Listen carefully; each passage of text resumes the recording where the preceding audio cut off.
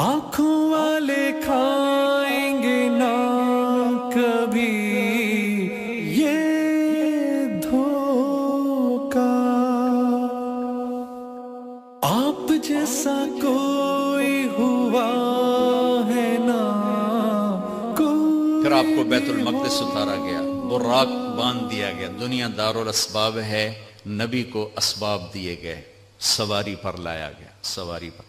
جب آگے جانا ہے تو اوپر والا جہان اسباب کا جہان نہیں ہے، وہ قدرت کا جہان ہے، تو براق وہاں باندھ دیا گیا، اور اگلا سفر اب براق کے بغیر نہیں، 2 نفل پڑھائے گئے۔ اچھا ایک اور عجیب واقعہ یاد آ گیا، اس رات بیت المقدس کا دروازہ بند کرنے کی پوری کوشش کی چوکیدار نے، دروازہ نہیں بند ہوا،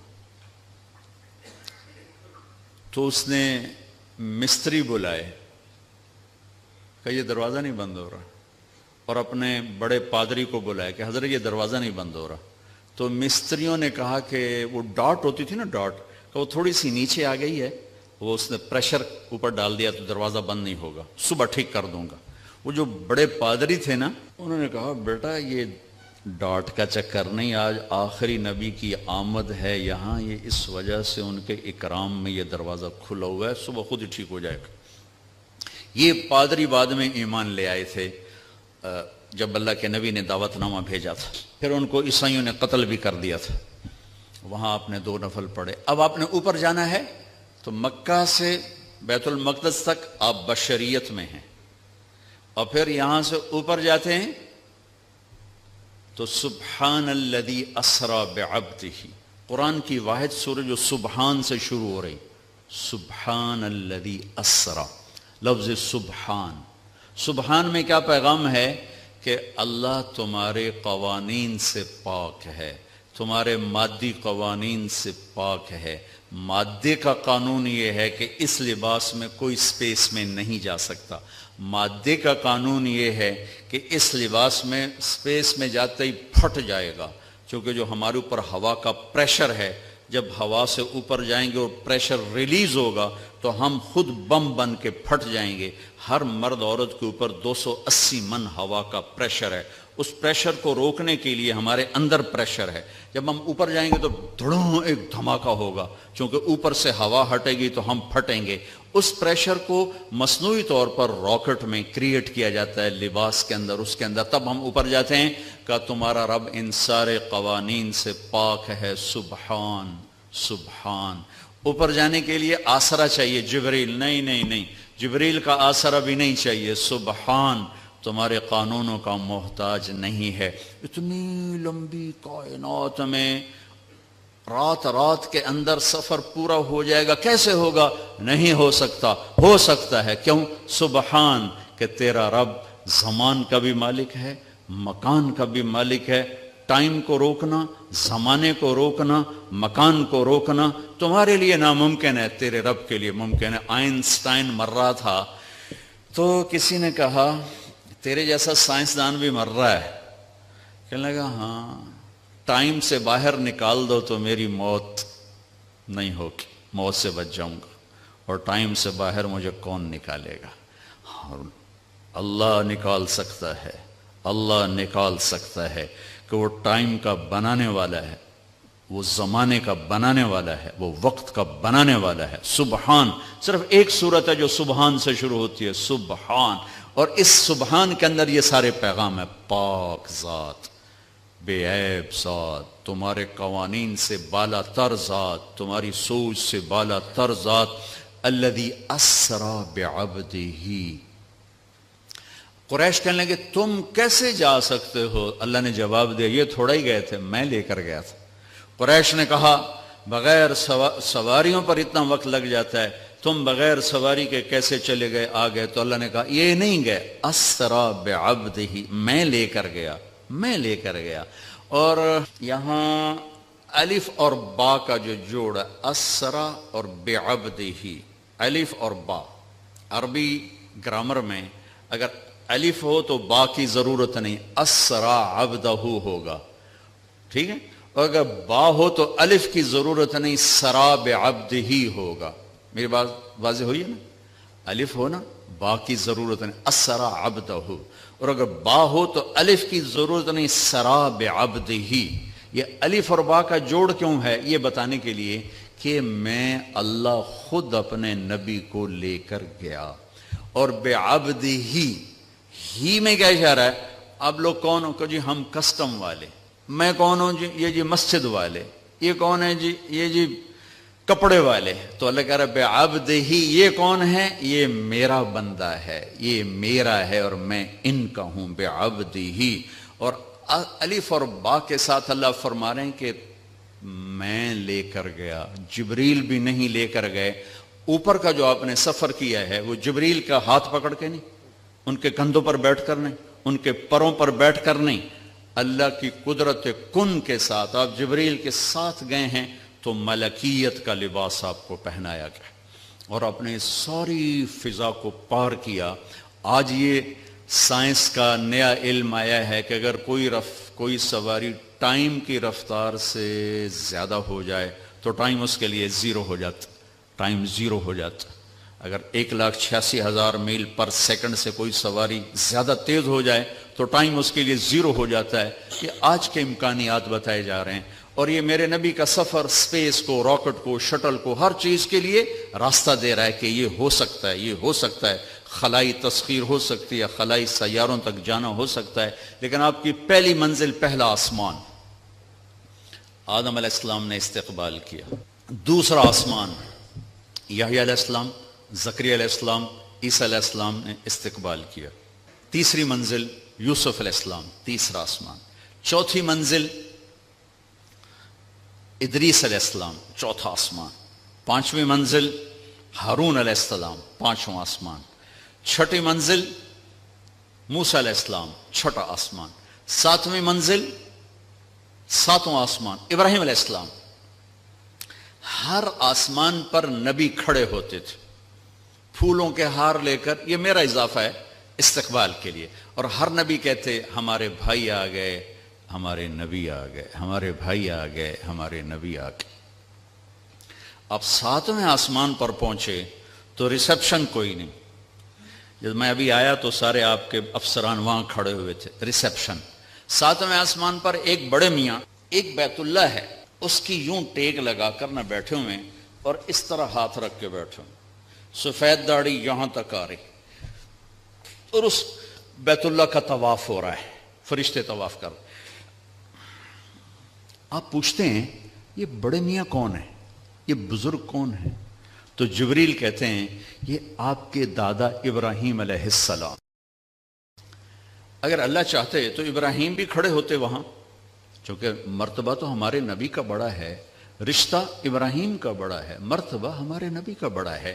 لیکن ان کو بٹھایا، ان کو چلایا. یہ میری بات آپ غور سے سنیے گا. ان کو بٹھایا، ان کو چلایا. ساری کائنات حضرت ابراہیم علیہ السلام سے بھر جائے، ہمارے نبی کے برابر نہیں ہو سکتے. ساری کائنات ملائکہ سے بھر جائے، ہمارے نبی کے ایک بال کے برابر نہیں ہو سکتے. جس کو اللہ حبیب بنائے وہ کیا ہوگا؟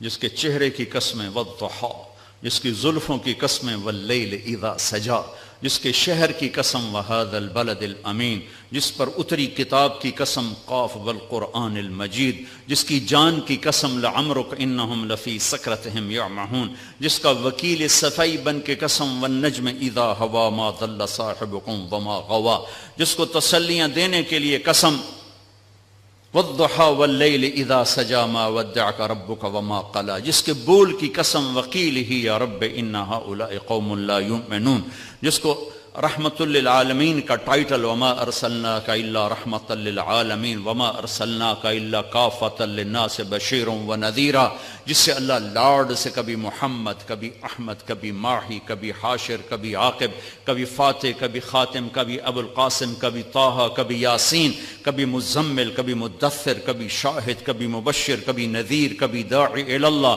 کبھی سراج منیر. دیکھو تو صحیح اللہ کیا لاڈ کر رہا ہے اپنے نبی کے ساتھ. اللہ اللہ اللہ اللہ. یہ بیت اللہ کی دیوار ہے، ساتویں آسمان، یہ ایک بڑے میاں بیٹھے ہوئے ہیں اور یہ کائنات کی عظیم ہستی آتے ہیں اور یہ ادھر جا رہے ہیں، وہ ادھر نہیں آ رہے کہ یہ باپ ہیں، یہ بیٹے ہیں، اور اس آگے جانے میں باپ کو عزت دینی ہے اور بیٹے نے گھٹنوں کو چھونا ہے اور امت کو پیغام دینا ہے کہ رشتوں کا تقدس ہمیشہ باقی رکھنا ہوگا، چاہے آخری نبی ہی کیوں نہ ہو، چاہے آخری رسول ہی کیوں نہ ہو، رشتوں کو تولا نہیں جا سکتا، ناپا نہیں جا سکتا، پیسوں پہ نہیں تولنا، رشتہ رشتہ ہوتا ہے۔ یہ چلے، وہ کھڑے ہوئے، سارے نبیوں نے کہا بھائی آ گئے، ابراہیم نے کہا میرا بیٹا آ گیا، میرا بیٹا آ گیا، میرا بچہ آ گیا، میرے نبی آ گئے، نبی بھی کہا میرے نبی آ گئے، وہ کہا میرا بیٹا آ گیا، میرا بچہ آ گیا، پھر گلے لگایا، پھر ماتھا چوما، یہ کسی نے نہیں کیا، یہ ابراہیم نے کیا، گلے لگایا، ماتھا چوما، آگے روانہ کیا، ایک پیغام ڈیلیور کیا کہ میرے نبی آپ اتنے مقام کے ہو کر بھی اپنی امت کو پیغام دیں کہ اپنے باپ کے آگے سر جھکائیں، اپنی امت کو پیغام دیں کہ ماں باپ کے رشتے کے سامنے اولاد کو بھی جھکنا پڑتا ہے۔ ابراہیم ملے اور اب جانے لگے تو کہا بیٹا اپنی امت کو میرا سلام کہہ دینا، سبحان اللہ، یہ رشتہ بہت گہرا تھا کہ اپنی امت کو میرا سلام کہنا، اور انہیں کہنا جنت خالی زمین ہے اور اس کے باغ باغیچے سبحان اللہ، الحمدللہ، لا الہ الا اللہ، اللہ اکبر ہیں، جتنا کہیں گے اتنے درخت وہاں لگتے جائیں گے۔ اب آپ سدرۃ المنتہا پہنچے تو ایک آج کی اس میں آج کے لہجے کی گفتگو کہ جبریل نے کہا یا رسول اللہ آگے میرے پاس ویزا کوئی نہیں، آگے اور جہان ہے، ملکوتی جہان بھی ختم، ملائکہ کا جہان، سدرۃ المنتہا، یوں سمجھو جبریل اپنے گھر میں کہہ رہے ہیں یا رسول اللہ اس سے آگے میرے پاس ویزا کوئی نہیں، میں نہیں جا سکتا۔ کہا میں اتنا بھی آگے جاؤں گا نا ایک بالش تو میں جل کے راکھ ہو جاؤں گا، میں نہیں جا سکتا۔ تو یہاں آ کر ملکوتی حیثیت بھی ختم ہو کر کوئی اور حیثیت آپ کو عطا کی گئی، وہ اللہ جانے، اللہ کا حبیب جانے۔ عرش تک پہنچنے میں پہلی ہستی کامیاب ہو رہی ہیں، جبریل بھی کہہ رہے ہیں آگے نہیں جا سکتا یا رسول اللہ، بس ختم، میں ختم۔ عرش پہلی دفعہ اس کے دروازے کسی ہستی کے لیے کھل رہے ہیں اور آپ کے قدم عرش پہ پڑ رہے ہیں، اور چوتھی منزل آپ کی اللہ اور حبیب اللہ ہیں کہ اللہ نے سارے پردے ہٹا کر اپنا آپ دکھا کر کہا السلام علیک ایھا النبی ورحمۃ اللہ وبرکاتہ، اے میرے محبوب آپ کا رب آپ کو سلام پیش کرتا ہے۔ اور یہاں حبیب اور حبیب اللہ میں ملاقات ہے، ثم دنا فتدلی فکان قاب قوسین او ادنی، یہ لفظ آپ نے سنا ہوگا قاب قوسین، قاب قوسین۔ میں آپ کو آج اس کی تصویر بنا کے دکھاتا ہوں کہ قاب قوسین کا مطلب کیا ہے۔ عربوں میں اکثر لڑائی ہوتی رہتی تھی، جب ان میں صلح ہوتی تھی تو قبیلوں کے سردار کٹھے ہوتے تھے اور صلح ہو رہی۔ صلح کیسے ہوتی تھی؟ یہ ایک کمان ہے عرب سردار کے ہاتھ میں، یہ دوسری کمان ہے دوسرے عرب سردار کے ہاتھ میں، ان دونوں کی لڑائی ہے۔ یہ دو عرب سردار ان میں صلح کروا رہے ہیں، یہ دو ساتھ ان کے اس صلح کو پورا کرنے کے لیے آ رہے ہیں۔ اب یہ ایک محفل ہوتی تھی تو ایک عرب سردار اٹھ کے اپنی کمان یوں کرتا تھا، یہ کمان کا وہ دھاگا ہے جس کے اوپر تیر کھینچا جاتا تھا، اور یہ وہ لکڑی ہے، ٹھیک ہوگی یہ۔ اب یہ یوں آ کر اپنی کمانوں کے سرے یوں ملا دیتے تھے، آپ دیکھ رہے ہیں سارے، یہ قوس، یہ قوس، قوس کہتے ہیں کمان کو، یہ قاب ہے، یہ قاب، قاب قوسین، دو کمانوں کی قاب، یہ اور یہ اور یہ قاب، اور یہ قوس، یہ قوس۔ تو اس ملنے کو عربی میں کہا جاتا ہے قاب قوسین، کہ اب جیسے دو کمانیں ان کے کنارے آپس میں مل گئے تو یہ سردار بھی آپس میں مل گئے، اب ان میں لڑائی نہیں ہوگی۔ اس محاورے کو اللہ نے اپنے اور حبیب اللہ کے لیے استعمال کیا، فکان قاب قوسین، کہ میرا حبیب میرے قریب ایسے ہوا جیسے دو کمانوں کے کنارے قریب ہوتے ہیں. اگلی عجیب بات بتاؤں، او ادنا، اس کی کیفیت صرف اللہ جانتا ہے کہ نہیں میرے حبیب اس سے بھی زیادہ میرے قریب ہو گئے. میرے بھائیوں، اس ہستی کو آئیڈیل بنا کے چلو، مزے کرو گے اللہ کی قسم، اور آپ کی نسلیں مزے کریں گے. اگر آپ لوگوں کی جیبوں پہ ڈاکے ڈالتے رہے، نہ آپ سکھی رہو گے نہ آپ کی نسلیں سکھی رہیں گی.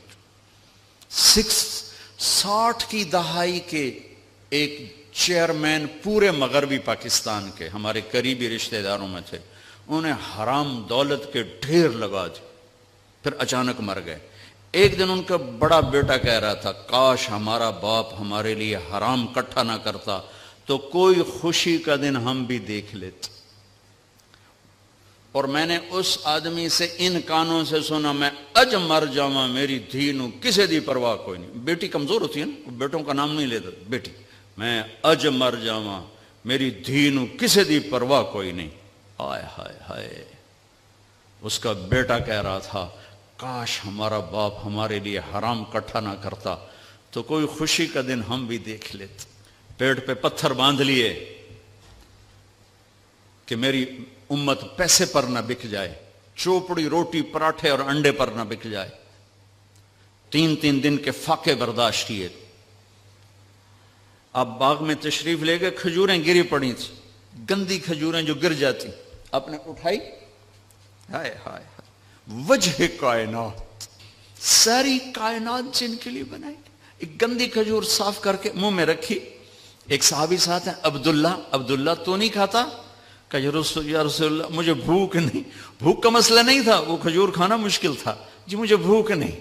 کہ عبداللہ مجھے بھوک ہے، آج 4تھا دن ہے میں نے کچھ نہیں کھایا، 4تھا دن، مجھے 8 بجے تک چائے نہ ملے میرے سر میں درد ہو جاتا ہے. وہ جی میں چائے نہیں پیتی، سرج پیڑ پہ گئی ہے. آج 4تھا دن ہے عبداللہ میں نے کچھ نہیں کھایا، گری پڑی کھجور صاف کر کے کھائی ہے. کسٹم والوں کو پیغام دیا ہے پیسہ سب کچھ نہیں ہوتا ہے، انسانیت بہت بڑی معراج ہے. اللہ کا ترازو پیسے کو نہیں تولے گا، تیرے کردار کو تولے گا، تیری سچائی کو تولے گا، تیری دیانت کو تولے گا.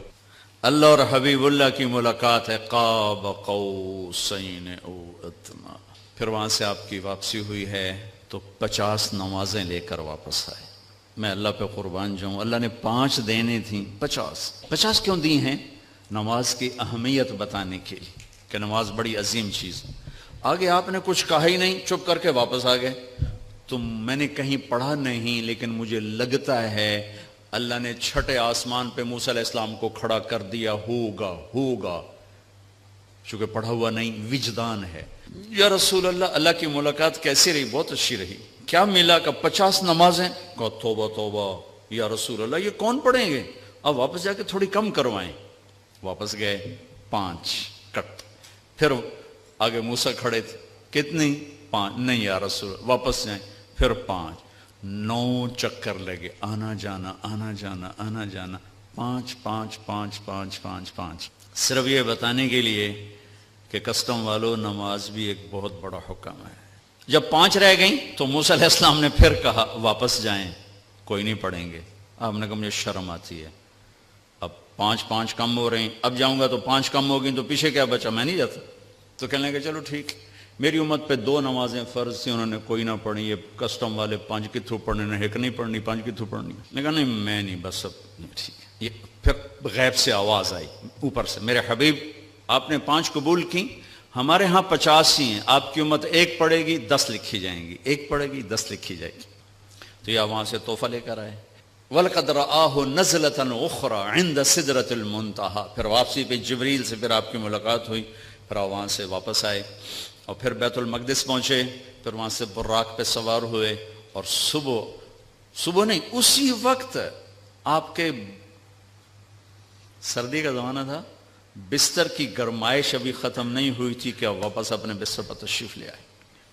صبح آپ نے حضرت خدیجہ سے کہا یہ ہوا ہے میں بتانا چاہتا ہوں. وہ ڈر گئیں، یا رسول اللہ لوگ تو بہت جھٹلائیں گے. کہا جھٹلائیں جو مرضی کریں، میں بتانا چاہتا ہوں. آپ حرم میں تشریف لائے اور آپ نے یہ اعلان کیا میرا رات یہ سفر ہوا. تو ایک آدمی بھاگا وہاں سے، بھاگا آیا ابو بکر کے پاس. ابو بکر، اگر ایک آدمی یوں کہے میں راتوں رات فلسطین بیت المقدس گیا، پھر اوپر گیا، پھر اسی رات واپس آ گیا، تم مانو گے؟ تو ابو بکر نے کہا کہنے والا کون ہے؟ کہا کہنے والا تیرا ساتھی ہے. کہا پھر میں مانتا ہوں. یہاں سے آپ کو صدیق کا ٹائٹل ملا، صدیق. لکل امت صدیق، ہر امت کا ایک صدیق ہے. میری امت کا صدیق ابو بکر ہے. میں صرف اتنا کہوں گا، کچھ ٹائم نکال کر اپنے نبی کی سیرت پڑھیں، قرآن پڑھیں. میں آپ کو مسئلے مسائل بتانے نہیں آیا تھا، صرف اپنے نبی کی زندگی کے چند پہلو بتانے آیا تھا. آگے آپ کے اندر میں ایمان والا ایک بیٹھا ہوا ہے، پورا ایک فرد اندر بیٹھا ہوا ہے. ایک غلام محمد یہ کپڑوں میں ہے، ایک طارق جمیل کپڑوں میں ہے، ایک اس کے اندر ہے جو کبھی خطا نہیں کھاتا، کبھی غلط مشورہ نہیں دیتا، ہمیشہ سچ بولتا ہے، ہمیشہ صحیح کہتا ہے، ہمیشہ صحیح بات کرتا ہے، صحیح قبول کرتا ہے، غلط کو رد کرتا ہے. میں اسے تھپکیاں دے کے سلا دیتا ہوں، چپ کر سارا جہان کر رہا ہے، تو کی تاں کی ہو گیا. وہ چلاتا رہتا ہے، وہ غلط ہو رہا ہے، غلط ہو رہا ہے، غلط ہو رہا ہے. میں کہتا ہوں بکواس نہ کر، میں نے بچے پالنے ہیں، میں نے ان کے گھر بنانے، میں نے ان کی فیسیں بھرنی، میں نے ان کے فیوچر کو سنوارنا ہے. تو مجھے کیا سنا رہا ہے؟ سارا جہان کر رہا ہے، میں نے کر دیا تو کیا ہو گیا؟ یہ جنگ چلتی رہتی ہے. یہ اندر سسٹم ایمان، کتنا ہی ایمان کو گرا کے رکھ دو، وہ آواز لگاتا ہے، وہ صدا دیتا ہے. جو سن لیتا ہے وہ بیدار ہو جاتا ہے، جو نہیں سنتا پھر وہ موت پہ بیدار ہوتا ہے، پھر وہ بیداری کام نہیں آتی. حضرت علی کا فرمان ہے الناس نیام اذا مات انتبہوا، لوگ سوئے ہوئے ہیں، جب موت آئے گی آنکھ کھلے گی. خوش قسمت ہے جو مرنے سے پہلے آنکھ کھول کے دیکھ لے کہ یہ حق ہے اور یہ باطل ہے، یہ سچ ہے، یہ جھوٹ ہے. میرے نبی نے فرمایا میرا امتی ہر عیب کر سکتا ہے، ایک جھوٹ نہیں بول سکتا، ایک دھوکہ نہیں دے سکتا. میرا سارا دیش جھوٹ اور دھوکے سے بھرا پڑا. میں نیوزی لینڈ گیا، میں ڈپریشن کا شکار ہو گیا یہ سن کر کے پورے نیوزی لینڈ میں ایک آدمی جھوٹ نہیں بولتا، ایک آدمی جھوٹ نہیں بولتا. وہ میرا دفتر ہو، میری منڈی ہو، میرے کھیت ہوں، میرا سندھ ہو، میرا بلوچستان ہو، میرا سرحد ہو، میرا پنجاب ہو، سچ بولنے والے تو نظر ہی کوئی نہیں آتے. کون ہیں، کہاں ہیں؟ 100 میں 10 آدمی نمازی مل جاتے ہیں، 1 کروڑ میں ایک سچ بولنے والا نہیں ملتا. سچائی، دیانتداری، راست بازی، رزق حلال کھانے والوں کے گھر میں کبھی شام نہیں ہوتی، اور دھوکہ اور فراڈ اور فریب اور جھوٹ اور رشوت والے گھر میں کبھی صبح نہیں ہوتی. اگر میرے اللہ کے ہاتھ میں طاقت ہے تو یہ قانون کوئی نہیں بدل سکتا. یہی میرے رب کا قانون رہے گا کہ کبھی کبھی کبھی سچائی پر خزاں نہیں آتی، اور کبھی کبھی کبھی دھوکے جھوٹ پر بہار نہیں آتی. سچائی کا سورج زوال پذیر نہیں ہوتا، اور جھوٹ ظلم و ستم کا سورج کبھی طلوع نہیں ہوتا، وہ ہمیشہ اندھیروں میں انسان کو بھٹکا دیتا ہے. تو میں آپ سب بھائی بہنوں سے گزارش کروں گا، اپنے نبی کی زندگی ڈھونڈو، تلاش کرو، آپ کو رہنمائی ملے گی. اللہ ہمیں عمل کی توفیق.